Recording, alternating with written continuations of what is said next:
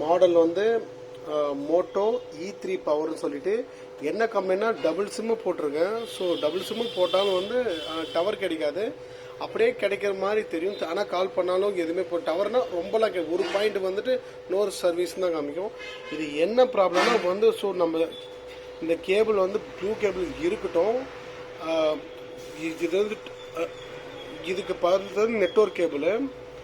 இங்கே ஒன்று இருக்குங்களே, இந்த இடத்துல நம்ம ஒரு சின்ன ரெசிஸ்டர் இருக்கும்.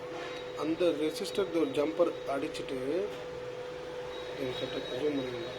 இந்த இடத்துல ஒரு ரெசிஸ்டர் போட்டு அப்படியே கீழே சப்போர்டு வந்துட்டு இந்த இடத்துல இது வந்து கம்பெனி வந்து சப்போர்டு இல்லை, இது வந்து சிசி போர்டு வந்து சேஞ்ச் பண்ணது. ஸோ சேஞ்ச் பண்ணதுக்கப்புறமும் சேம் ப்ராப்ளம் தான். ஸோ இந்த இடத்துல 3 பின்னுக்கு நேராக ஒரு இடத்துல சின்ன டாட் மாதிரி இருக்கும். அந்த இடத்துல பார்த்து நம்ம வந்து கரெக்டாக ஜம்பர் அடிச்சிட்டாலே போதும். எம்டியாக தான் இருக்கும். ரெசிஸ்டர்லாம் வந்து கம்பெனி சிசி போர்டில் தான் கொடுப்பாங்க. இந்த இடத்துக்கு வந்து ஸோ எம்டியாக தான் இருக்கும். இந்த இடத்துல நம்ம கரெக்டாக பார்த்து ஜம்பர் போட்டாலே சரியாக போயிடும். மேக்ஸிமம் போட்டோன்னே இப்போ நெட்வொர்க் கிடைக்குது.